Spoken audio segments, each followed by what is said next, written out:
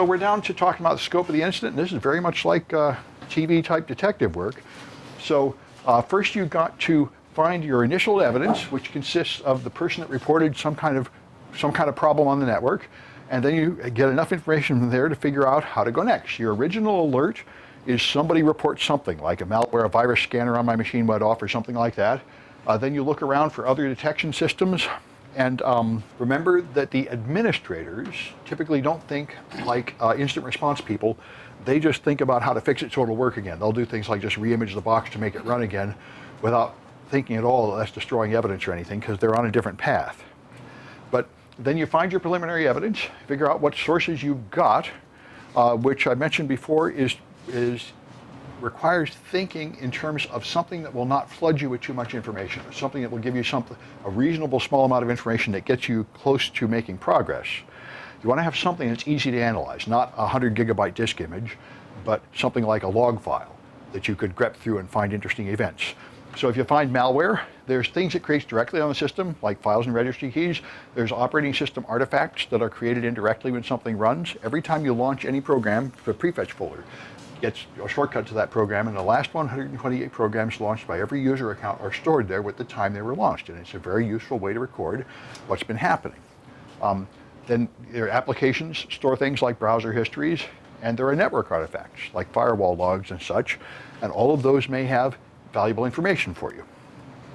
The best thing to do is to find independent measurements that work together to prove that you've really found the event. So try not just two files on the disk created by the same process, but something like a firewall log and a registry key. That means something really happened in two places at the same time, so you have a more reliable conclusion.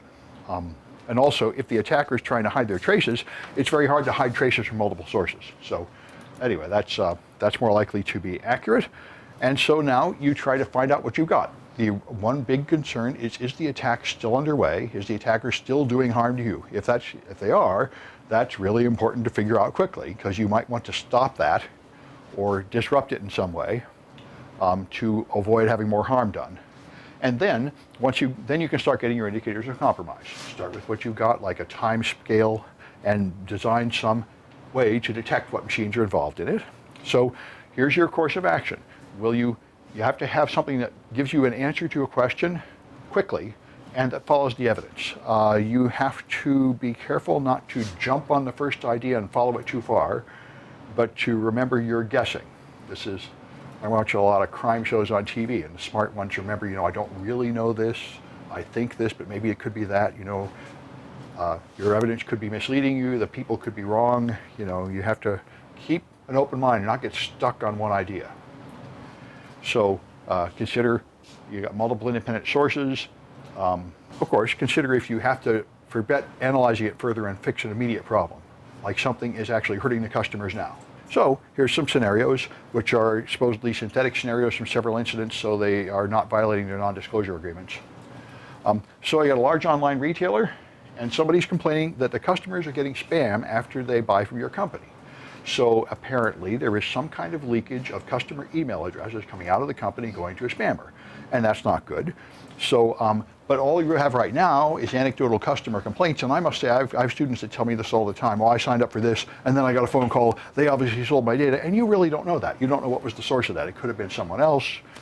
So you could spend more time analyzing what the customers tell you, but you're probably never going to find anything terribly reliable that way. What's probably better is to start making fake customer accounts. This is what they call a barium meal in the intelligence trade. This is what Paris Hilton did. Somebody leaked, I think it was Paris Hilton, she had kids, one of those celebrities, she had some kids, and it may have been, anyway, some famous celebrity had kids, and baby pictures were leaked online. So she took some fake baby pictures and gave them different pictures to each of her friends to see which of them was selling the pictures to their tabloid. This is they call it a barium meal. It's like you eat barium to find out where the hole is in your intestines because you've got an ulcer or something. So he make some fake accounts with long names that are not going to happen by chance, and create them in various ways, and then wait for them to get spam, and you'll get a clue what part of the system is leaking addresses over. So find out where the customer data is, and one place is an internal database, and another place is an external database at a marketing firm. So You've got a database system that's some advanced modern database. It's 500 gig database with 3 terabytes of traffic per day, which is, kind of common on a big array. And customers can update information on the website or make a phone call and it ends up in the database. So it could be that the website is leaking, or that the phone calls are being monitored, or that someone is stealing from the database directly. There's also backups. It could be somebody stealing your backups. So all these things are possible. And there's the marketing firm. So there's many places that it could be leaking from. So you consider options. The marketing firm doesn't get the data until later, and that's after the time the spam goes out, so we can exclude that. Calling by the phone seems unlikely. If someone's actually going to monitor the phone and pick them up one by one off the phone records, that's not only difficult but inefficient. You can't just record all the traffic going to the database server because there's too much traffic. But since it has queries available, you could carefully write a query to harvest some carefully chosen amount of data from the database server, and that might give you a better clue. Now, some people might suspect there's an insider selling data, and that could be, but it's hard to check for that. And it could be something on your website capturing email addresses as they're entered. That happens a lot. That's happening a lot this month. There's a thing that affects many websites, putting crypto miners, JavaScript in the website, so it could be that kind of thing. So the thing to do is enter some fake accounts directly in the database, bypassing the web form. If they get spam, that means they didn't get the spam from the web form. Then make some others with the web form, see what happens. Add some different fake accounts to the backup tape, and now you're ready. So they wait, and it comes to the first set, the ones put directly in the database. So that means the website is not the problem, because the ones that were created directly in the database without going through the website did get spam. And it's not the backup tape, because the ones put on the backup tape did not get spam. So now you've narrowed it down. And this is the way you do all troubleshooting. You somehow split the problem in half and say, is it this half or that half? I can't get on the internet. It's either my computer or the server. So, switch to a different network, see if I get on the internet, then I know it was them or it's my machine. That kind of thing. So now you make new theories once you have evidence. So maybe somebody has direct access to the database, so there could be malware on the database server, or it could be somebody has figured out a way to inject queries onto it over the network. So now we could consider recording all the traffic going to the web server, but as we said, there's far too much traffic there to monitor any reasonable amount of time. So what's far better is to monitor the queries being run on the server as just a server log. So make some more fake accounts, find out where the data is stored, take a look at what normal queries are in the log, and see if you can find unusual queries that are different than the normal pattern of queries. And this is the kind of thing that Splunk is designed to do. We've been to the Splunk, we've been doing that in projects and everything. It's not terribly easy, but it's possible with these tools to remove all the ordinary traffic and zero in the strange traffic. So they find new accounts get spam, and the query, now you have an idea of the time range, so you hunt through there and you find a query that selected a bunch of emails out of the server at a certain time, and it looks like the bad guys have somehow got the ability to run this query every week or two and get the latest recent accounts, and that's how they're doing it. So now that you know which query it is, you can now find the traffic for that and find out where it came from. So you find the source is in the IT department, graphics arts department, and now you've got a 2-week cycle of data theft, and they're coming from this computer in the graphics art department, and they have a database administrator's account, so now you're making real progress. So go to that machine and get a live response, which is not a whole image of the hard drive. It's a tool that monitors things like dump out the logs, dump out the file system, dump out the current network connections, and so on. We'll have a list of that stuff coming up later. And in this case, they make complete forensic images of everything because it's just one station, and you want that as backup. Then you talk to the user, find out if they've seen anything strange, how long they've had the machine, that sort of thing. And do the same thing to the server, get a live response and logs, but there's no point trying to image the RAM or the hard disk of the database server because it's far too big. And in fact, imaging hard drives, database servers typically use a SAN or a RAID or a NAS, and those things are big and complicated. Imaging them is a huge job, and we want to avoid that huge job. That would be a month of work, probably not necessary. So now we look at the images and find malware on the workstation. Persistent malware that lets somebody remotely control the workstation, connecting to a foreign IP, and it's been there for years, which means we're not able to find the source, of course. Something happened years ago that gave somebody control over that thing. And so the source is probably lost. And this is what we talked about before in the previous classes. In general, if you're at a company, finding out who did it is useless. It is essentially impossible, and it contributes nothing to value to the company. So just, you don't really care who put it there. And in this case, really how it happened, you just want to know how to stop it and hopefully prevent it from happening again. Although since we're never going to find the root cause, we're probably not going to be able to really close the root cause. Yeah. Is there a standard amount of time they keep the logs for? Most people keep logs. Now, PCI compliance requires you to keep logs for, I think, a certain number of time. I've heard it quoted, but I forget the time. But most people just keep logs for whatever's convenient, and it's typically something like 7 days or 30 days or something. So anything that happened 2 years ago, you're never going to find it. Mm-hmm. The only thing you can do is scan your machines and find out if anybody else has the same stuff and take it off. And then, put on your updates, update your firewall rules, and hope they can't do it again. But maybe try to improve your monitoring so maybe you'll catch it quicker next time. But I mean, a bunch of things that come in from the past, you'll never get there. So now they look for the other machines to see if they're infected, look for firewall logs to see if other machines are infected. That much you can do to see if there's more damage of this type happening. So there's things you could have done that would have been wrong, like search all the computers for strings in the customer data. This is a foolish way to go because it assumes that they're copying the data to a machine and not encrypting it or obfuscating it, and all that is probably false. There's no reason to assume it was copied to a different machine on your enterprise on the way before being stolen. So, that's a false assumption, can lead you down a long path of a lot of work going nowhere. All right. And another unwise path would be to jump on the assumption that it's insiders. I see a lot of people do this. I remember there have been occasional acts of improper behavior on campus, like students downloading BitTorrents in the lab or something, or you're finding them putting unauthorized stuff in the lab. And I've had other teachers and administrators come to me, you have to find out who did it. You have to go to your class and decide which one looks suspicious. And I say, no, this is not going to lead to anything good. You'll just take the student that irritates you and blame it on them. And what you got to do is just block it with a technical control so it can't happen again, clean it off, and call it a day. I highly recommend that much better. Unless you really have had videotape of what's happening in the lab, you'll never figure out which student did it. And even if you did, I'm not sure punching one particular student in the nose is really fixing the problem. From my point of view, the problem is caused by the machines being vulnerable. We should just patch them anyway. But the issue is theft. Yeah. Would you have to identify who did it? Well, some people like to do this. I think some people are just oriented towards guilt and blame. They say, let's find the bad person and punish them, and that will fix the problem. And, that's one way to go, but I don't like it. Probably because I'm a technical guy, I'd much rather see a technical solution. Let's adjust the network so it can't happen again, and then if there is a bad person that tries doing it again, it won't work, and I never have to find them.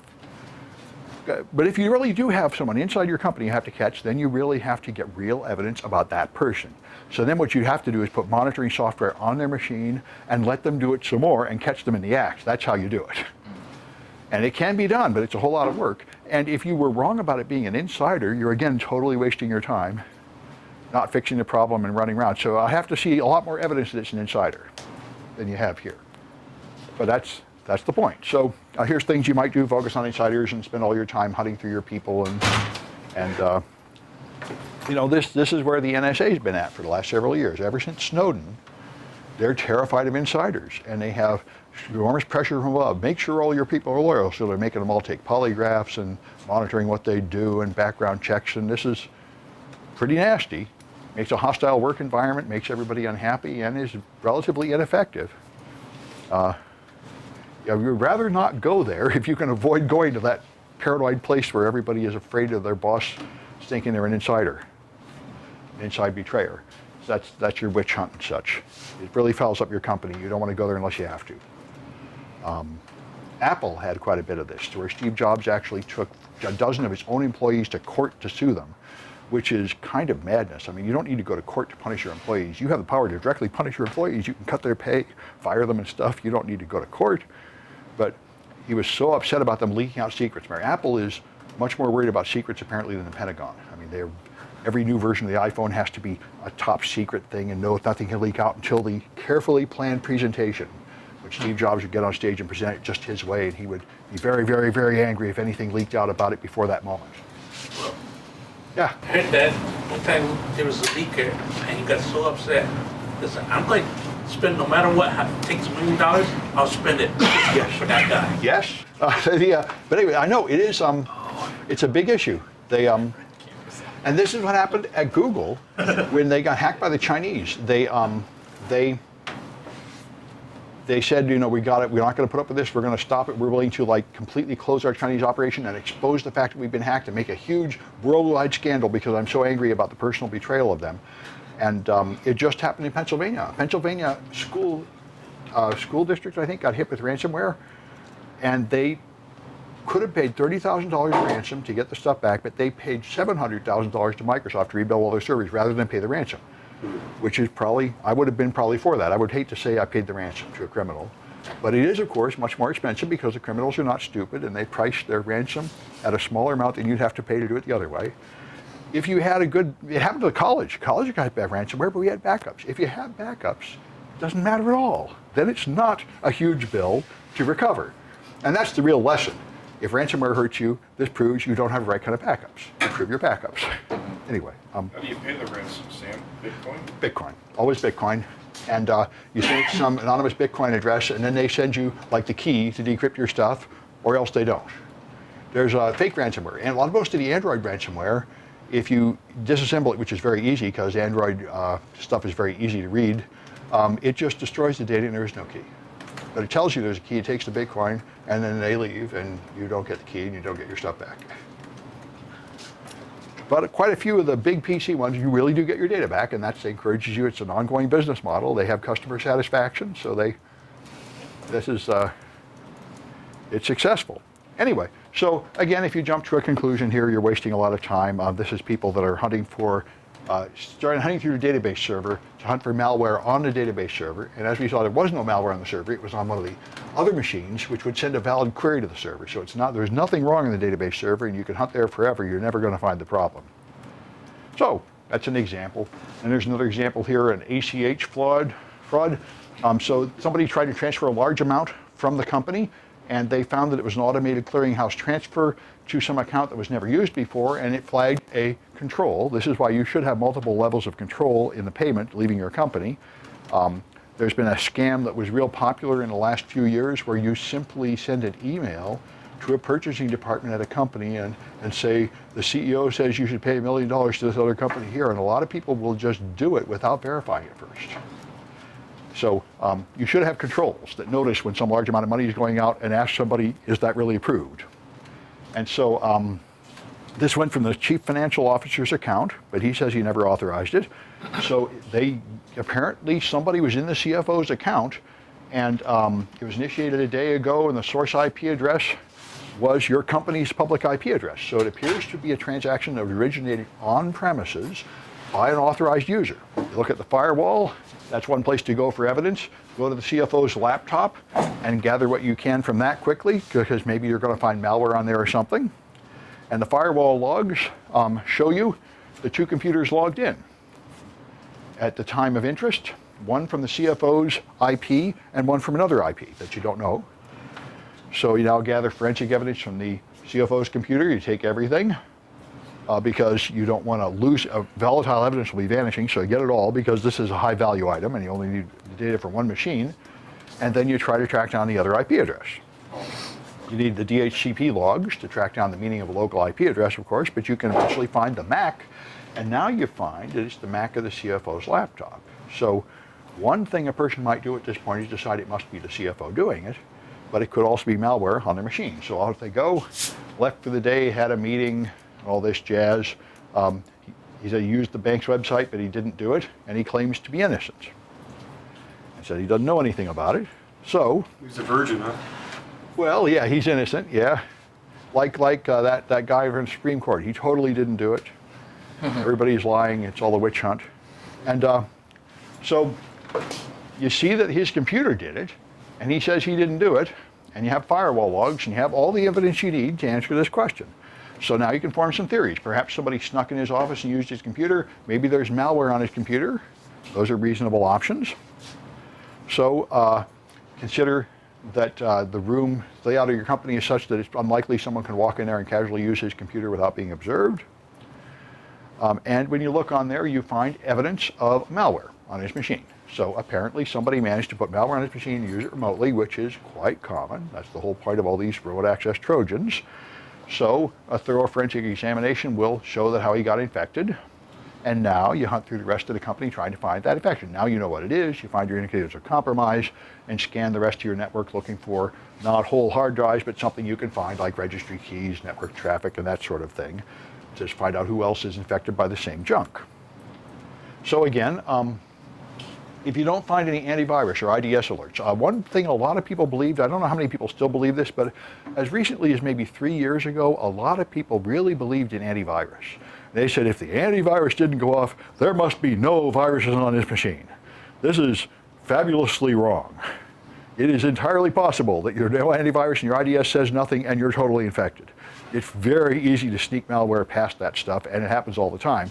But there may be someone in your company that has this belief in antivirus software, and therefore they'll blame the people or blame the bank. It must be the bank has a problem inside there or something.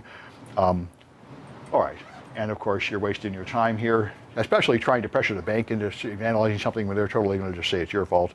Another thing you might do is assume your CFO must be a traitor because it couldn't be malware. And now you're wasting time investigating people who are innocent, and that's doing a lot of harm to your company and not fixing the problem. So that's the game. And of course, if they do want to do a human investigation, then that is rather outside the range of your typical technical incident response team. They really need like a detective for that.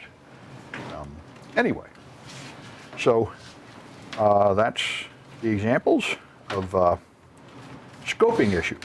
When you decide what kind of data to focus on, and the main message is to avoid jumping to conclusions. So, Coke hires you, and they're sure Pepsi did it. So what should you do?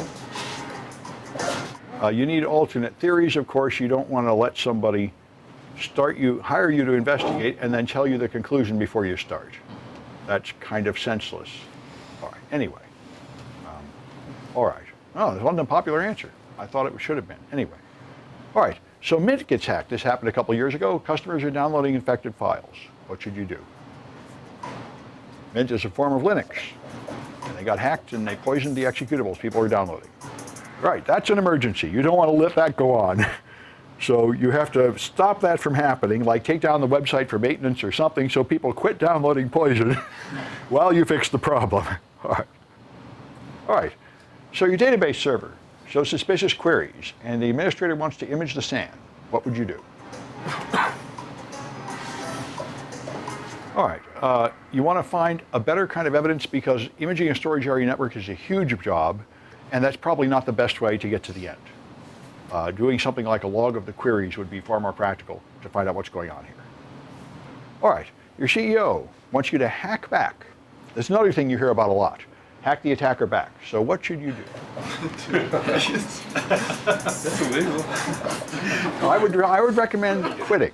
But people do all these things, and this is part of why I'm glad to see security become more civilized as more mature, intelligent people join the community and realize that this is nonsense. I remember the first time I was ordered by my CEO to do something completely illegal. There was a court order, and he ordered me to do something to violate the court order.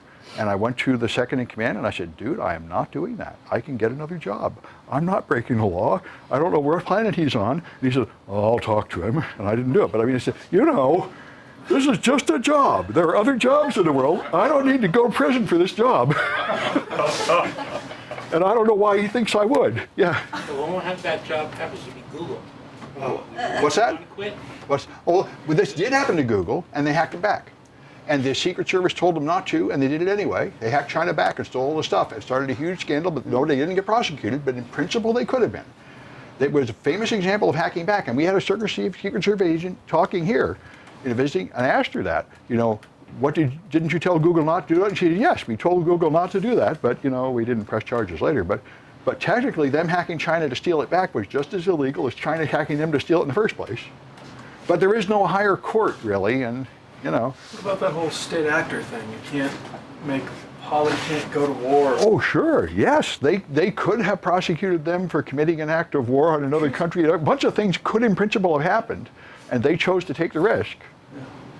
Maybe they had a friend in DHS to ask first, like, Rapid7 scans the whole internet for malware and publishes the results, and it's totally illegal, and they know it. They hired a lawyer and they talked to DHS and they accept the legal risk. I mean, you can do it. You kind of have to accept some degree of legal risk to get your job done, but it's not comforting to think that you're technically out in the gray zone and you have some exposure. But in practice, to get anything done, there is some legal exposure. Yeah. So going to the FBI just is useless. Say, I've been hacked. I'm going to the FBI. Oh, going to the FBI. Well, yeah, going to the FBI is generally useless as far as fixing your company's problem. The point of going to the FBI is if it really is something that affects national security or something that they have an interest in doing things. But I don't think they're going to directly benefit your company any. It's the only thing about going to them is now you can say you did the right thing. If you are critical national infrastructure, like a power plant, then you have to go to the FBI. You're not going to. But just say I lost millions of dollars. That's not good enough. It's not Well, good enough. if It'd you- have to be like 100 million, otherwise it doesn't pass their. I've heard people say 100,000 might be enough for them to open a case, but It's not, Sam. yeah, but I don't think they'll actually do anything for something hard. I mean, it has to be enough that it actually affects the nation as a whole, I think. On the other hand, if they say they took my life savings, they might do it.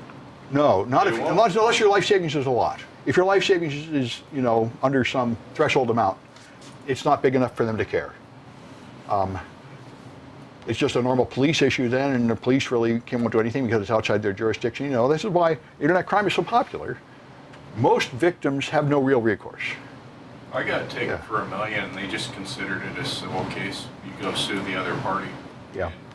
So if I were to extrapolate, I'm thinking at least 100 million before they get involved. Or be Yeah. saved. That could very well be true. I don't know the numbers. I haven't had any authoritative statement, but I know that's the thing. I mean, the FBI is not the police. They don't have to investigate everything, and so they do the big ones. And they have well-defined priorities. Like their number one priority for many years was innocent images, which is child pornography and exploitation. That was their main thing. Then it turned to terrorism. So if what you have is just a financial crime, it's not very high on their list of priorities, unless it is so huge as to count as terrorism. And that just means they're not the agency for you. What you have to do is consult the police and lawyers and stuff. But really, if a crime happened over the internet, the chance of ever finding out who did it and punishing them is so small that you're wasting your time, and you're much better off just securing your systems to save what you've got left. That's probably the only reasonable practice. Anyway, live data collection. We've been talking a lot about this. So live data collection is taking evidence from a running machine without turning it off.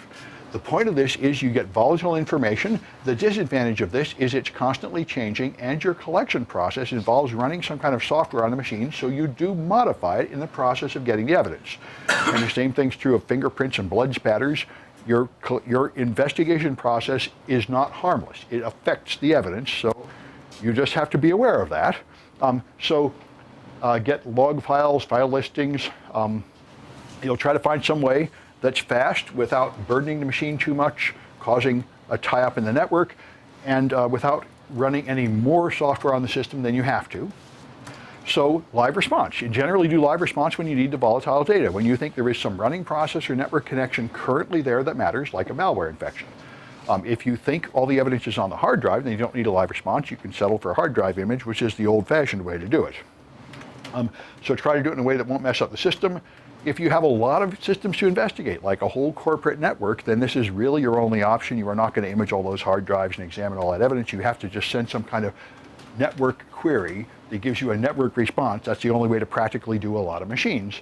And so test some machines to make sure you're not going to be bringing things down. And of course, consider the legal consequences. It is possible that this is all going to go to court. You're heavily regulated, and you're going to have to prove that you really collected all the evidence. In that case, you have to make these monstrous images for months of analysis later. But normally, that is not what you care about. You just care about answering some basic questions. What happened? How do I clean it off? What damage was done? How do I stop it from happening again? And you don't really need a full image of all the data to do that. So test your live response to make sure that it doesn't cause crashes or other trouble. Make sure that you have the right amount of approval from everybody. The stakeholders of the company are willing to authorize the expenditure of time and money that you're using, and the people that have the systems have authorized whatever invasion of their privacy is involved here. Typically at a corporation, you don't need to worry about that because it's all company equipment. But At colleges, you do. That's why when I used to warn colleges a lot of their problems, and when I warned UC Berkeley of a bunch of stuff, they said the privacy issues here are so extreme that we can't clean anything ever, or even scan anything for malware ever. So of course we're full of junkiness, but that's an issue. Anyway, live response changes the system.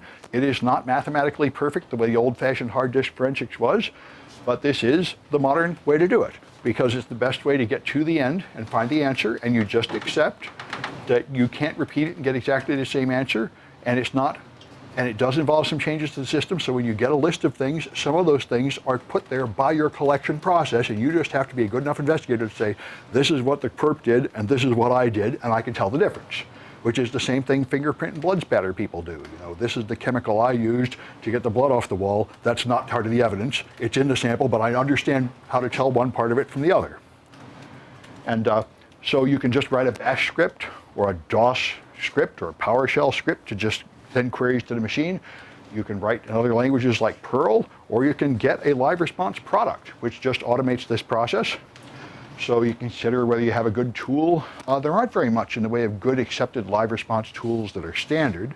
One thing to remember is you cannot run a local copy of, say, a Windows utility like NSLookup and trust it, because for all you know, the compromised machine has poisoned copies of those tools. So you should not be running images of utilities that came from the infected hard drive. You should be running known good copies of these utilities. So collect data that's important, try to make something that isn't going to take too long, and get output that is easy for you to search through and read. So you want the running state of the system, network connections, and running processes. That was the whole point of your live response. You want file listings and logs as well. Those are probably the main evidence you're really going to use. And then you may want to consider the whole RAM and whole hard disk images, but that's typically your last resort. You only want to do that if you have a really good reason, like in those scenarios. Once you got it down to one laptop and one server, then you'd image that laptop, because now you have a pretty good idea. This is where the problem is. It's worth getting everything off that one machine, but you don't image everything. So is that what Memorize does? Memorize takes RAM. And what Memorize does is it queries RAM and it interprets it and saves only the data you tell it, like just the data from one process or something. It's able to query certain questions of RAM instead of just imaging the whole thing. Well, it can also image the whole thing. So you want the system time and date, operating system version, and all this jazz, hard drives and the programs, startup programs, and all the other scheduled tasks, and the user accounts. This is just basic system information. Then you want the network information, all the addresses, the routing table, the current network connections, so you know what's happening there. And then you want the other software, drivers, files, running processes, login history, system logs, software, antivirus logs, and just a list of every file on the machine with its creation and last modified date, so you can query and see what happened at the appropriate time, because all those are reasonably small. A directory of every file is just the name of every file and a date. It's not huge. It only takes a couple minutes to do. All right, complete RAM capture is what you did in the early project. As you saw, it's kind of a drag. You make this big file, then you've got too much junk and it's hard to hunt through. So you typically do not do that on carefully chosen systems when you really have a need to. So you practice on a test system first to refine your process to make sure that you understand how much burden it's placing on the systems, and whether the answer is really giving you, whether the output is a reasonable size to find what you want. See what might happen. You might, if you're going to be plugging in a USB stick on each machine to image it, then you might have a problem if the USB port is broken on that machine and things like that. Some of the systems might be locked. You know, various things might get in your way. Of course, this is a fundamental issue. I remember this, all my forensics class, they talk about this. All the systems you investigate might very well be infected with malware, so they might infect all the tools you connect to them. And then you might be spreading the malware around by plugging in your USB stick and such, so you have to be aware of that. And any credentials you use to log into that system to capture the data might be stolen, because the malware might still be running and still connected to the bad guy who is stealing everything that happens on that machine. So you shouldn't be just using the administrator password on that machine. Aren't you supposed to isolate the machine in the first place? That's the old-fashioned forensics, where you'd make a hard disk image and analyze it on an isolated machine. But for live capture, you're using machines while they're live and in use, because you're a company doing business and you're not willing to shut down the business to do the analysis. So you're actually testing machines that are in use and connected to the internet and still serving customers, and yet they might be infected. That's the new world. I mean, the old world, we would pretend that there was some way to have a clean network, and you shut down everything if it's not clean. Now we realize there's no hope of that, so we try to clean it while it's in use. So if you plug, let's say you're using the USB to import everything. So would you plug that? Could you plug that into your machine and open it on a virtual machine? Would that be safe?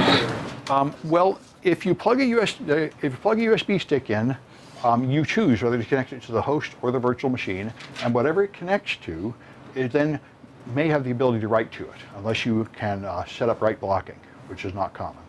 Some USB sticks actually have like a switch to not let things write to them, which would be a good thing to use.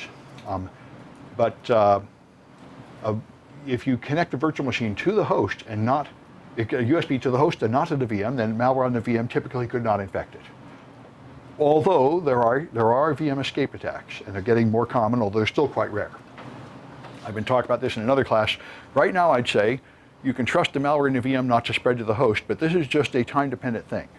Probably 4 years from now, it'll be so common to have escapes that will no longer be considered safe.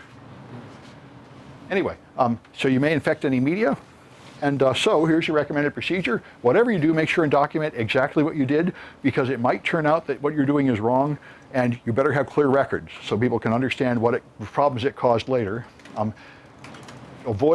Don't experiment on a suspect computer. Experiment on some other computer until you know what you're doing, and then run some kind of scripted, planned activity on the machine. Don't make up things on a target machine that's got evidence on it.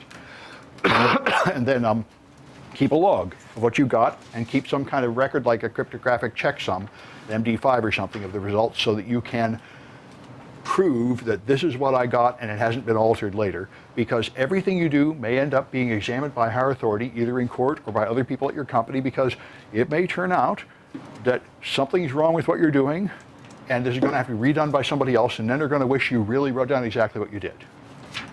That is how you protect yourself. You don't have to be perfect, but keeping good records can save you. This saved me many times working at the escrow agency I worked at. There was one time when we had a client who was actually a government attorney and sent us a bunch of money and said, you have to give this money to these victims. And so I said, well, there's 300 victims and we have this much money, so we'll give the money to the victims, but you should realize that some of them are going to be not answering their mail and they won't get the checks. So we should calculate that in the case. She said, oh no, give them just exactly that much. I said, if we do that, there'll be money left over and we won't know what to do with it. She said, I don't care, I want you to do it. So I did it.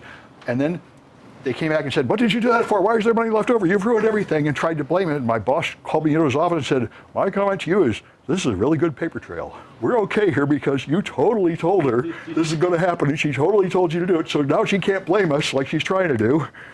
Though keeping a paper trail will often save you.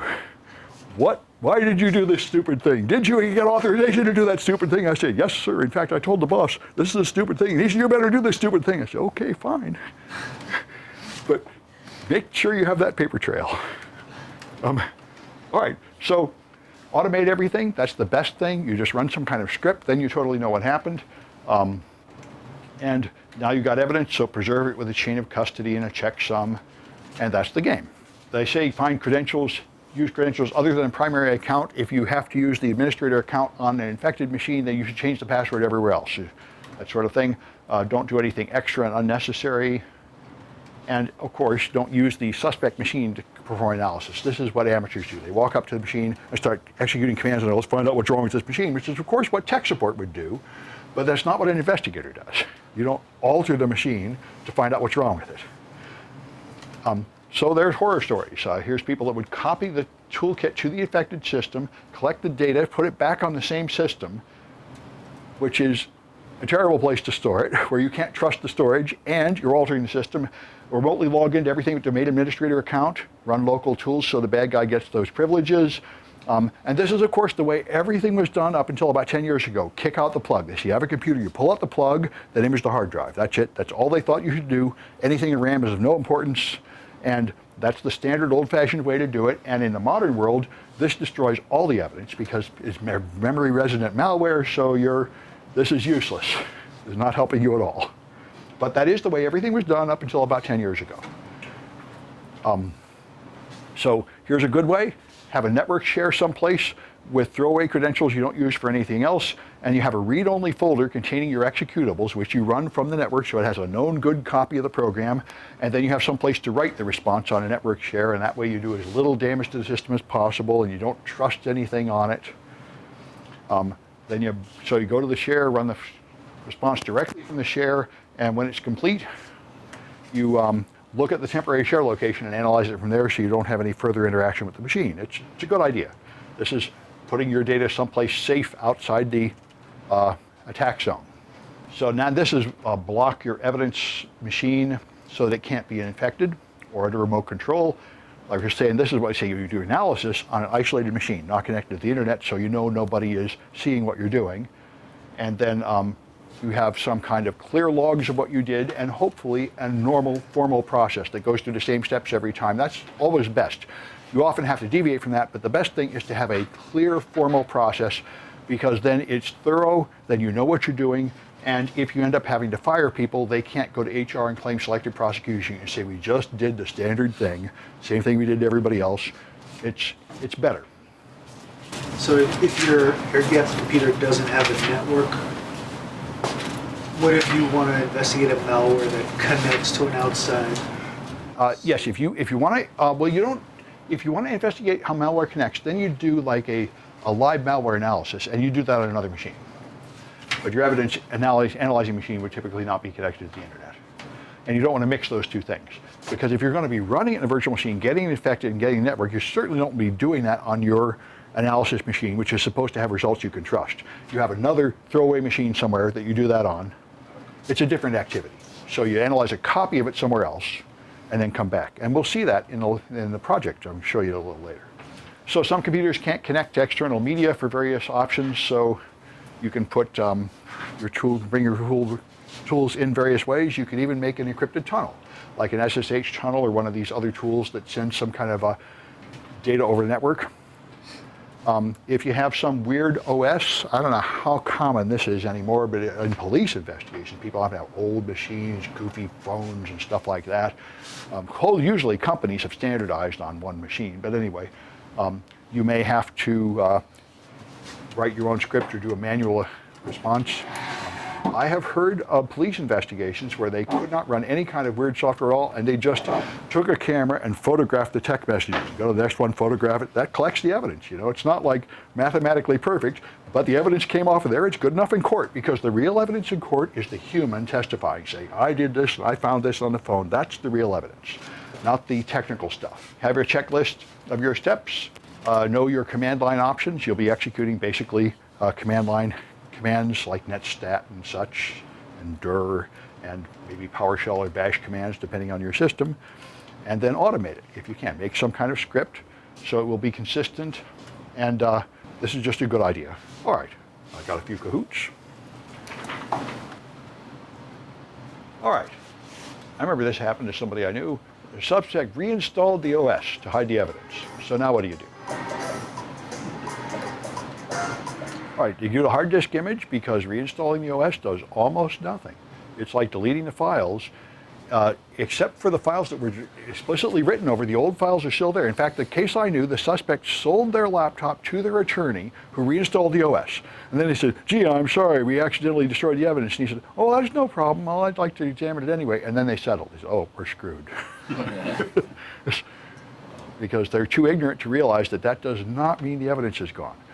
When I used to teach early beginning class, we used floppy disks, and there was another teacher that always made a big deal out of formatting the floppy disk to clean off the last student's stuff before you give it to the new student. And formatting the disk also does nothing. All the old data is still on there. This was not common knowledge. Many people believed that formatting a disk meant it's gone, because if you just double click on A, you can't see it, so it appears to be gone, but it's not gone. Anyway. Discharged. What's that? Guilty as charged. Oh yeah, I mean, me too. When I heard that, I thought that was fine at the time. It wasn't until later that I learned that that was fine, not fine. All right, so you find a few infected machines on a large network. What should you do? All right, the live response is really your only option. You're going to send some kind of query over the network to them, and they're going to answer, and that's how you're going to tell which ones are infected. All right, you find child porn. What should you collect? Right. None of this. That stuff is radioactive. It's a crime to see, a crime to own, a crime to conceal. You give it to the FBI and wash your hands of it. Forget it. Whatever you thought you were doing, your investigation is over. That stuff is gone. You can't get rid of it fast enough. Don't collect anything. If you did collect anything, you'd have to give whatever you put it on to the FBI too. So you don't want to have anything to do with it. It goes to the National Center for Exploited Children and gets out of your hands. All right. Your investigation is going to go to court and they need complete evidence. So what should you do?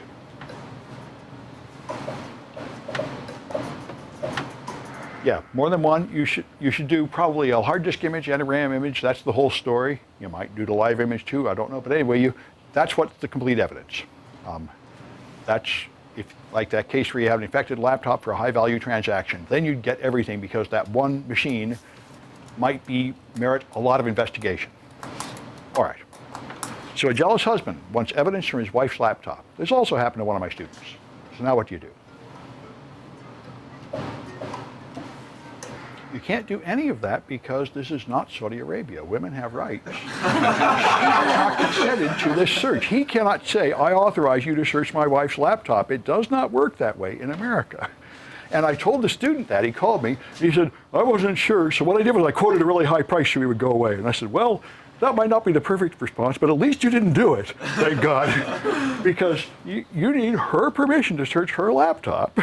Well, Yeah. do private investigators do it? Yes, because private investigators just break the law all the time. But they have this, if she was to come and sue them and say you invaded my privacy, I think she'd have a pretty good case. And like I was saying, people do illegal things because they have some risk. And I remember that in this case, the husband said, well, I'm technically administrator, I have administrator rights over the machine, so I can authorize it. And I said, well, you know, I don't think that'll hold up in court. If you have an attorney, you should ask your attorney, is that really going to save me in court? I'm not an attorney, I'm not sure, but I suspect that would not work.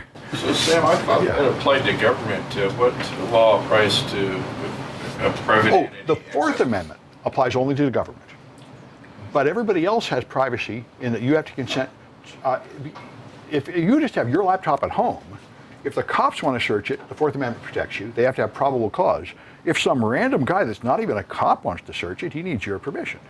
Under what law? Under, I think, basic property law. I mean, if I want to take your stuff and go through it, it's theft or trespass or something if I didn't get your permission. If I wanted to go through your car and search through it and you left it unlocked, I don't think it would be legal. There is something called public view and clear sight. If it's out in a public space, you can do it. But if I go in your house, it's breaking and entering. If you leave your laptops, I don't know, you have to, all the circumstances matter. Yeah, go ahead. Isn't it illegal, like, as long as it's unauthorized on a computer? Well, yeah, the Computer Fraud and Abuse Act would say any unauthorized intrusion. That's a good point, but that would apply to modern laptops. That's true. If I connected over the network and stole the data, that would certainly, the Computer Fraud and Abuse Act would apply, and I would be stealing data like from a server without authorization. I think that's probably the one. Yeah. But if I figure out which law. But if I somehow had your turned off laptop and then I imaged the hard drive and got the data off it, it would be very much like I found, say, your financial ledger and copied all the data out of it, or your appointment book. And I think there is some basic privacy law that means I can't do that without your consent. And the issue would then be, I think, how did I come to be in possession of it? And if the person you share your house with brought it to me, then I wouldn't have committed breaking and entering to get it, but I still would not be authorized to examine it. That's why it's a good question, though. I don't know exactly what law I'm breaking in this case. But the husband brings it to me, I didn't steal it, but now I examine it without the owner giving permission. Somebody around here has committed a crime. Either the husband has or I have, and I'm kind of afraid both of us have. Mm-hmm. I would really have to talk to my lawyer before doing this. You could always say you didn't know. If the husband tells me it's my laptop and signs a document, then I'm probably in the clear. But if he tells me it's his wife's laptop, then I'm not in the clear. I'm knowingly violating her privacy. I don't think it's going to be defensible. Yeah. So the Constitution, U.S. Constitution protects you against government stuff, but not government. That's right. The Fourth Amendment applies only to the government searching your stuff. But there are other laws that stop random people from searching your stuff. Right. But I'm not quite sure which one it is here. Yeah. Now it's a code owner, like, Me and the wife. Oh. Not- Oh, see, that's where it gets really thorny, and that's why the bring your own buy computer movement is such a mess. So people have their own laptop, and then they take it to work, like me. I bring my home laptop here, and I work on the campus. Now, if they want to accuse me of something and search my laptop, it's not clear whether they can do that, and this is why lawyers hate it. Lawyers would rather you had a company laptop and a home laptop, and they don't mix, but nobody does that. And so when you go to court, you can argue both ways, and it's going to depend on the details. Hey, Sam, not Yeah. knowing the law, here's how I would handle his situation. Yeah. He's got rights as the husband to his wife's computer. I'd make him sign a power of attorney to me, which vicariously through me would give me access to the wife's. But he can't sign over to your right he doesn't have. He doesn't have that. He's He got doesn't have- parental rights. Well, I don't know. Anyway, it's like you got to talk. Private property though. Yeah, we got to ask an attorney. I'm just picking out It's one, a- that's all. But it's a very Unless interesting it's topic. Yeah, joint property, then yeah. it might be. yeah, that'd be another issue. If it's joint property, yeah, that's why it can get pretty thorny. And obviously, you're dealing with a marriage here where these people are probably going to be at each other's throats and divorced pretty soon. And so, I wouldn't want to pick one side without any really clear evidence making sure I'm okay, because they're going to be looking for somebody to blame this on. And you'll be that guy. Anyway, one thing my daddy told me, you should never get between a man and a wife. This is a bad place to be. Anyway, let's take a 10-minute break and pick up at 7:20. In Cloud 218, there's a repair class where the students will repair your machines under the supervision of the instructor. So that's the place to go tomorrow night. Tomorrow, Do you know what time? yeah, 6 to 9, just like this. Yeah, tomorrow night in Cloud 218. Yeah, good. Thanks, Sam. Yeah, that's the free repair class, and that's where you go if you need help on your computer. All right, A so week on my A+ skills right now. that's good. Yeah, so let's talk about live collection on Windows. Exactly like what we did in the previous. All right, so you could use a pre-built kit. Mandiant makes one. In my experience, this thing is completely useless. I used to assign it for homework, and all it does is run for hours and tell you nothing. I do not understand why they even make it. It must be something wrong, but anyway, we are not going to do that. Making your own is far more practical. That's what I've really done when I had to do investigations, is just write my own script.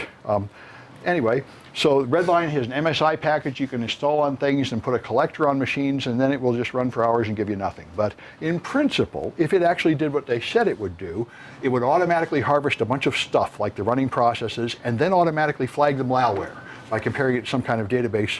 But it doesn't work at all on the machines I tried it on in previous semesters in this class, so I'm not going to burden you with homework using this piece of junk. There is much better stuff on the cloud, which is what we're going to use. That's why the homework is much more fun this semester, because we struggled with a lot of these miserable tools that don't work, and now there's a lot of tools that are easy to use and work. So you can focus on what matters, which is figuring out what they're telling you, which is not that simple, and where I really want you focused. So anyway, once Windows has a lot of versions, of course, one of the big things is whether it has PowerShell or not. If you have the latest version of everything, it's got PowerShell, which is really powerful, a little baffling at first, but totally the best language to do complicated things in. But if you don't have the latest version, like Windows 10 everywhere, you probably don't really have much PowerShell that's any use, and you have to use the older stuff, MSI queries and DOS scripting. So here's some files to copy. You want to get a system info. We'll tell you things like the time zone, net user. We'll tell you user accounts, IP config, and route. And ARP will tell you about the network information, and netstat. These are just familiar command line commands, and you want to make sure and run all of them and save the result. Then you've got other tools you can get. There's a bunch of free tools out there. Microsoft Auto Runs is a Mark Russinovich tool. Mark Russinovich is the main source of all these good tools that will tell you what's going on inside your Windows machine. This will tell you about all the things that automatically start. And there's other products that give you driver view. Here's more Mark Russinovich tools like PS List and such. I think that's a Russinovich tool. These will tell you running processes and so on. So, So you run these from an external, like a USB? yeah, the USB or network share, exactly. You make your own copy of them and you give it a different name, like put a T underscore before each one, so that you can easily tell what was your investigation tool. So when you look in running processes and there's a T something running, you know that was me, not the perp. That's the trick. And you run them all from another source, because you can't trust anything on that box. So then you get the prefetch information. This is just C Windows prefetch. It has the last 128 running launched programs. Restore points are these automatic backups, and they're useful. Browser history, and so on. These are all things you probably want. So you choose a scripting language of whatever type. MS-DOS is, of course, the most universal one. Technically, it's not MS-DOS anymore. It's Windows command line, which is essentially the same thing, but that's the normal Windows command line. It's in every version of Windows. These other languages could be installed on your network, but they might not be. VBScript comes usually on all Windows machines too, but MS-DOS is about as good. So add some kind of log that keeps track of what you're doing and some kind of checksum like an MD5 of it at the end. And test your script carefully, because usually, as any software developer will tell you, you write something and when you actually run it, it will crash because something happened you didn't think of, like a long name or a name with spaces or backslashes in it or something. So if you don't test it enough, then when you run it, it will actually crash on some of the systems, and now you've not only not gotten the data, you've also modified those systems for no purpose, and now you're going to have to apologize. But if that happens, all you can do is record that this is what happened, and then do the next thing, record that. Very often your plans don't work and everything falls apart, but you have to just record everything you did and present honestly. I did this, then I did that, then I did that. Like I say, paper trail will often save you. I've made plenty of mistakes. I've made mistakes that cost the company money, and still a good paper trail makes it a lot better. You say, here's what I did, here's the proof, here's exactly what I did, what do we do now? If you go in and tell them and lie to them, or tell them you don't know what you did, it's much, much worse. I've made all these mistakes. And a good paper trail will often save you. Anyway, there are always cases where your plan does not work. That's what the military say. They say no plan survives contact with the enemy. So you planning is good, but you will always have deviations from your plan. And you just have to keep record of what really happened. So here's tools that can do full memory dump. You've been using Memorize. I think we used FTK Image Lite, and Memorize can do it too. There's a Montools thing that will do it. There's a command line tool, Memory DD, that will do it. That's Mandiant Memorize. These various tools will just image the whole RAM. We've used FTK Imager Lite the same way. So you can also dump the memory from just one process, which is often what you might want. You find a malware process or something. I know it's what the criminals did at Target. They found the process with the credit card numbers and just got that memory because that's all you want. So Microsoft, you can do this with ProcDump, another Rasinovich tool you can download. I know that's in one of my classes. I don't know if I remember it's this one. But The PID after?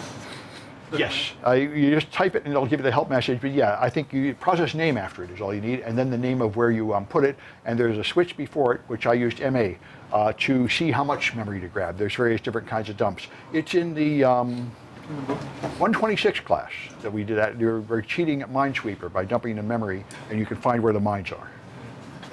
Yeah. Rasinovich, is that an author or a suite name? Rasinovich is the name of the person. He ran a company called SysInternals that made these fantastic Microsoft tools, and then Microsoft bought his company and integrated it into the Microsoft tools.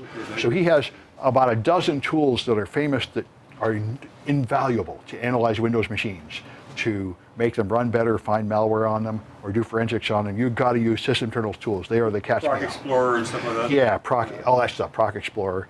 It's very nice. And so here's an example of this. Before I cheated at Minesweeper a few years ago, we were stealing this from TeamViewer, which I thought was pretty cool until I realized it's kind of pointless. You can see this on the screen, but if you have administrator rights on this machine, you can also dump out the RAM and find the code in RAM, of course, by just getting the RAM of TeamViewer. You can get this code. So this is ProcDump minus MA, and there's the PID. So it dumps all the contents of it. And then I can just open that file in Notepad and find the key, 6826 in there, and find the rest of it here. Of course, those things are on the screen, so they're almost certainly going to be in RAM. And so if you dump the memory, you'll find them in there. And this is essentially the same thing you did in the first few projects, where you made a machine with a Notepad file with some credit card numbers, took the RAM image, and then you find the credit card numbers in there. Anything on the screen has got to be in RAM. It could, in principle, be encrypted or something, but usually it's just sitting there in RAM.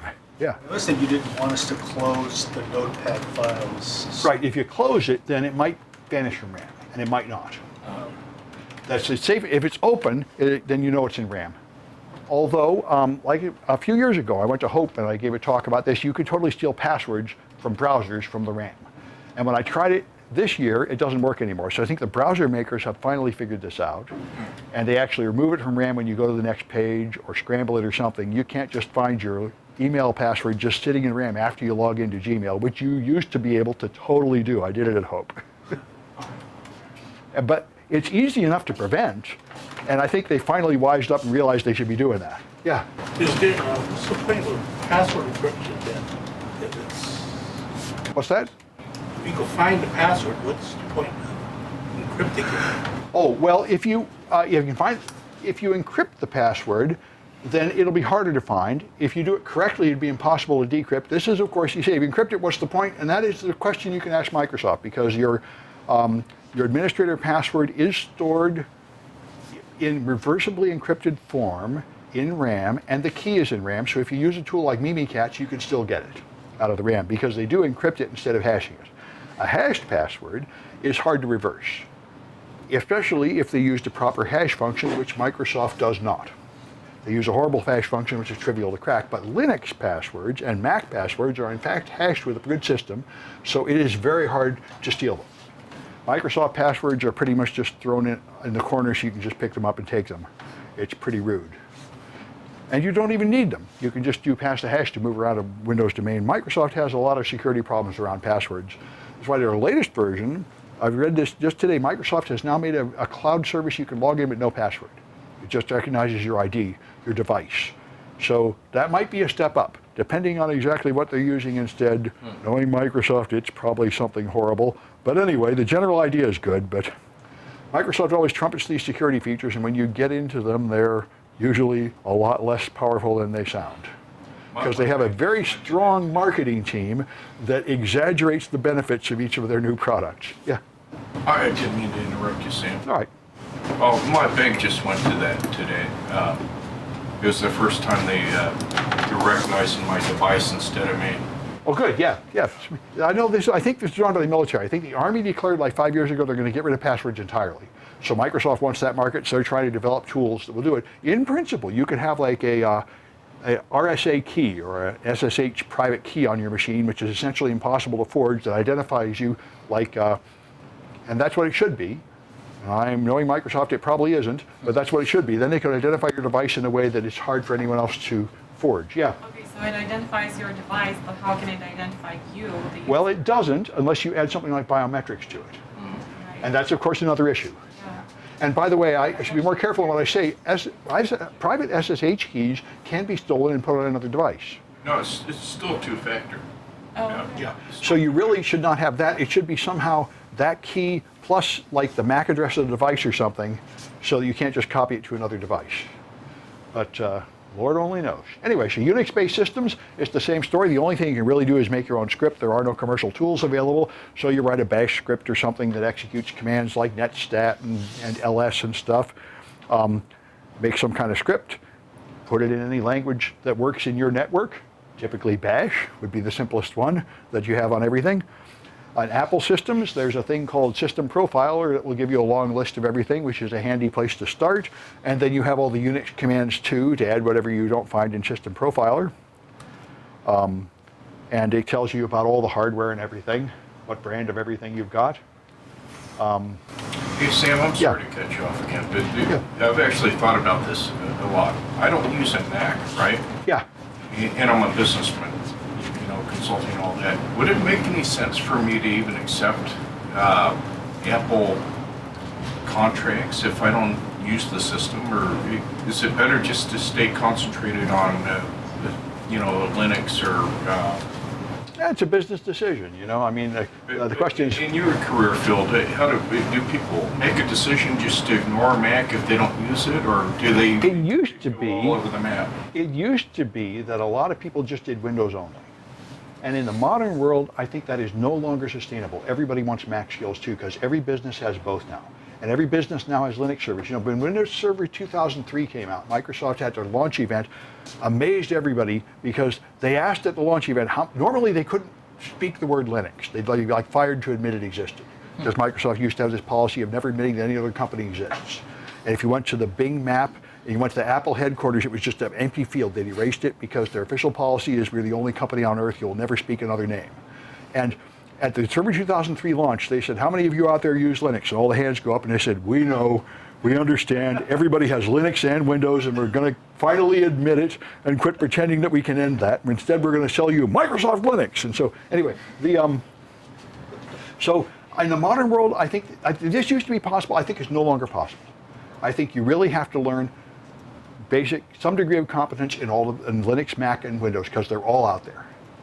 Nobody will want you to say, even our students getting like internships and stuff, it's not okay for them to know nothing but Windows or nothing but Mac. Everybody wants you to know them both now, because everybody has both, especially out here where Macs are pretty common, but even elsewhere, some of the people have Macs, like your design department and your advertising department, so everybody has to accept supporting Macs, and therefore you need to know basic Mac operations. So I'd recommend it.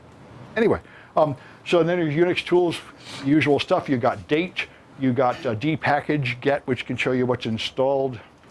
You have df and fdisk and cat and uname and usual stuff. These all have Windows. These are basically the Linux versions of the Windows commands we saw before to tell you about your hard disk space and the files and the user accounts and so on. The services and the scheduled tasks, the routing table and the ARP table and all that jazz. They're just a standard bunch of Linux commands you can use to get all those things. And here's LSOF shows you the open files, running processes, and here's your system logs and a list of all the files and so on. These are all the system reasonable command line commands that will give you a reasonably sized list of information without having to image the whole hard drive or anything ridiculous like that. And if you want to collect memory on a Linux system, then there are third-party tools to add. There used to be a way to just connect directly to the memory as a device, but modern kernels don't allow that. So you have to use some kind of software. Lime is one of the tools that can do this. And it's a Linux kernel module. It has to be added to the kernel to do this. In all operating systems, there's ring 0 and ring 3. Userland is ring 3 and it cannot touch the hardware directly. You have to have a kernel module to touch hardware directly. So ultimately, to image the memory, you have to add another driver to make that happen. And that's what Lime is. So there's DD is the thing that will copy anything. It just makes a direct duplicate of any disk or anything. And once you have a way to connect to the memory, you can just do a DD of the memory.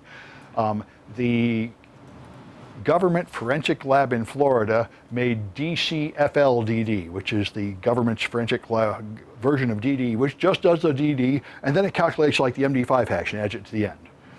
But you know, not a big deal, but that's the forensic version, which is a little better. All right. To collect from Mac, you can use Memorize for Mac. There are also a bunch of extremely expensive tools, like Black Bag will sell you thousands of dollars Mac forensic tools. There's almost nothing that works worth a damn for free on the Mac, because Apple keeps changing everything so fast. Like now they compress the RAM. So if you just make a DD image of the RAM, it's useless. And they keep changing the format. So all the free tools are only good for like 6 versions back. And you have to pay thousands of dollars for a new tool. So in practice, every time I've had to investigate a Mac, I just write bash commands and do live analysis of what I can see. I don't make any attempt to image the RAM because it is not practical unless you spend thousands of bucks. That is a huge problem. That's the whole thing about Macs. Almost nothing for them is free, really. And they keep changing everything really fast for more performance. So even this utility sucks. The old one used to be better for like imaging system disks, but now the new utility is problematic. Yes, it really sucks. Yeah, they keep changing things really fast. Anyway, Gcore is another tool to dump individual processes on the Mac, so you can do that.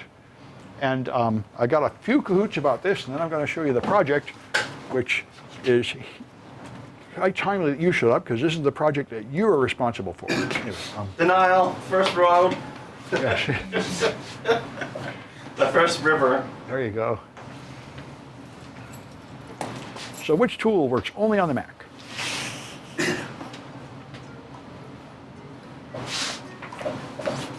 That system profiler thing is a Mac-only tool. All right. Which is the Mandiant tool.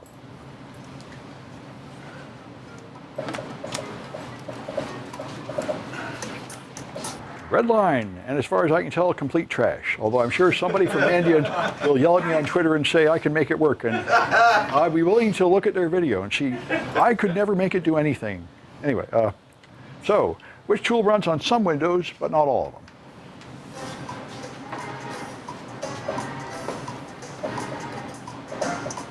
Python is, of course, you can put it on Windows, but it's not there by default. All right. So which one will give you RAM on Windows and Mac?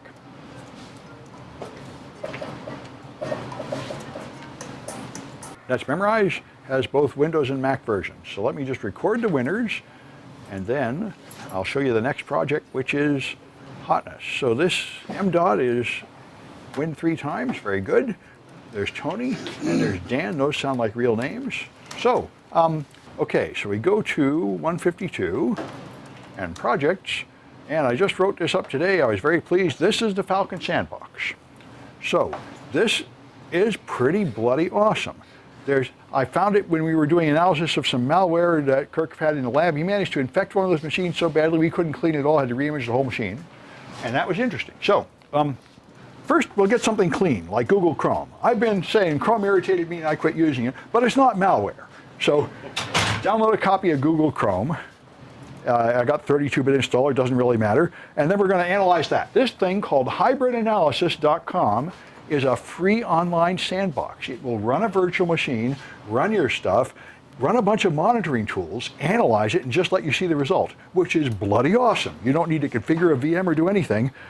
So download that thing and upload it to there. They will then make you prove you're not a bot and stuff, and then make you wait in your queue. You can choose to analyze it on Windows 7, 32 or 64-bit, or Linux, or do Android, which is pretty awesome. There's an iOS, but this is a pretty good assortment of stuff for free. Then it will put you in some kind of queue and say analyzing it, and then it will tell you malicious, which is ridiculous. And this is one important fact I mentioned before, and I'm going to say it here. This is why they need humans, because the tools totally lie to you. They totally have false positives. They will tell you there are 10 red level alerts when there's nothing wrong at all. Obviously, Chrome is not malware. We might as well just give up if Chrome was malware. So it's lying. It has one red level indicator and it calls it malicious. So let's see why it thinks Chrome is malware. And this is why they pay us, because you humans have to look at the tools and interpret the results, because the tools totally lie to you. Might be a plugin that's screwing it up. No, it's simpler than that. That'll be the first guess. Yeah, but I go and look. Here's the malicious indicator. The malicious indicator is that it loads the task scheduler and it schedules a task named Google Update. That makes it malware because it's running a process automatically. So it's not smart enough to tell the difference between... No, it's not. And none of this is what all the tools are like. Your AV, your NIDS, they will all freak out about the innocent thing. When in my other classes, I teach an attack against the Linux image processing engine, ImageMagick, where I have these instructions that say, put this stuff in a file, and when you load it, that stuff comes down to the college from my server. And then when you put it in a file, you send it up to my college from my server from the college. And I ran that project for 6 months, fine, and then the college's intrusion detection system finally was updated 6 months after it was over to freak out, and it called that my server attacking the college and the college attacking my server, and then they complained to my hosting provider, you bums, you're attacking the college. And I'm like, I could try actually talking to the people in charge of that stuff around here and telling them to notice that that's part of my class or something, but I know how useless that is. So I just moved my site to HTTPS, so it continues to move the traffic in and out, but they can't see it anymore, and now there's a more problem, which is wrong in so many ways. But you have to realize how stupid these tools are. So you need a human to read the output and decide, what does this mean? This is a false positive. Yes, it put an automatic test every time. They'll keep on running the updater, like every time I reboot. That is not malware. And that's the only red level alert. Then all the rest of it is not important. So that's the game. It also finds a suspicious email address. So that's how you prove you did it. Take a look at that suspicious email address. It's also a false positive. But anyway, so then we'll get the real malware, which is what Kirk found. All you do is go to Google and search for a top web browser. And the number 10 web browser in the world is the UC browser from China. And I thought you must have a fake bad version. This is the real product. You go to the real website and download the real thing, and it's totally malware. This stuff is horrible. This stuff will infect your machine. You can't get it off. Pop-ups will come up, ads, and it's been that way for 3 years. They just don't care, and I guess nobody in China cares. But anyway, download the PC version of this crap and send it up to that box, and it will freak out on you. and tell you this junk is malware, and it's really not kidding. It evades virtual machines, it makes pop-ups, it steals local data and sends it to remote servers. That stuff, and it won't come off. That stuff is really nasty, and it's nice that we have such handy malware samples to work on. We don't need to be careful with them because millions of people are using this junk. Anyway. Actually, there might be leftovers. Oh, I bet there are. You know why I know they're leftovers? Yeah. I checked the machine again recently, and someone modified the autoexec bat, the startup. Yeah. And there are 2 processes running. Did you read someone it? might have manually did it, Yeah. or it might have been leftovers, even though I wiped it. Yep. But anyway, and he ran it in a virtual machine, and from what I'm reading, it probably didn't really do the same thing inside a VM. It has the anti-VM detection. This stuff is really pretty advanced, horrible malware, and very interesting to read through all the text. And by the way, the malware analysis is very thorough and interesting. They tell you the network traffic, they let you download all the files it found, they do run them all to virus total automatically, they get all the strings, like 5,000 strings, and then they cut them into 1,300 interesting strings. They give you a really nice, thorough analysis of that malware Actually, for free. it's not the only one. There's another browser with similar problems. Oh, yeah. It's part of what, Tor, I think, or something? That could be. Anyway, and that's the part of the required part. And for extra credit, do the Android version and see what it's done. In my opinion, the Android version is not malware. It will freak out at that too, but I thought again it was false positives. That was my opinion. But see what you think. Anyway, check them out. This is really nice way to get a look at things. By the way, the penalty with this, like Virus Total, is everything you do is public. So if this was real malware from your system and you just want the bad guy to know you'd found it, you wouldn't want to use these public services. But for what we're doing, it's fine, and you get to practice reading these interesting long lists of suspicious things, and you have to exercise some judgment to decide how suspicious they are. Browsers do they use in China? This one, it's like number 3 mobile browser. Yeah, they use this one. And I guess it's like it was here in like '99. Everyone's just used to ads popping up all the time and junk. I think they can't get to any services that would tell them how bad it is. I mean, they can't get to any of our normal websites there. So, Isn't it like Baidu or their search engine bigger than Google? Or oh, sure. I'm sure they have more users. I wonder if all their junk is full of malware too. I don't know. I haven't tried installing the Baidu app or anything. Yeah. When you went to DEF CON in China, what did you have to do to get outside? It was very hard to get outside. If you want to reach Twitter or Google, you have to get a paid VPN, and you have to buy a new one every couple days because they keep blocking it. If you set up your own VPN, it'll only work for like 10 seconds before they block it. If you get a paid one, it might work for a day before they block it. They're really vigorous and constantly changing, and I'm pretty sure it's AI in the firewall blocking it. It is not easy at all. It's quite difficult to use any normal websites from inside China. I did it with great difficulty. Any scary stories? Oh, I didn't get infected with any malware or anything, but More secure over there than here? no. There are leftovers, actually. So if you call someone or text someone from your phone in China, your friend might get a phone call from a Chinese sales department. That certainly, yeah, but I do not know anything about the internal security. I didn't hear any stories or anything, but from what I get the feeling that there's a lot of malware and stuff. I've seen a lot of Chinese malware, and I'm getting the feeling that they're back in the 90s and like 2002 in America, everybody's machine had pop-ups. They're all infected. Nobody knew what to do about it. And I get the feeling it must be that way. Oh, Alibaba, they have SLEs with the government, which is... And this is an Alibaba product. Yeah, which is like part of Yahoo. Routers are in the same class. It's just like the NSA does. But it's not, I don't think it's sending the data to the government. I think it's just ads to make money. No, they had to build in backdoors, Sam. They might have that too. But this stuff is just the usual advertising crap. But they might very well have malicious backdoors going to the government. One thing. Oh, remote control. Yeah, I know. Took over the computer where I lost control of the mouse. Did they? Well, that's neat. For a minute or two. Yeah, that's cool. Well, anyway, that's all I had to show you. I'm going to clean up and go to the lab and help anybody who wants to work here.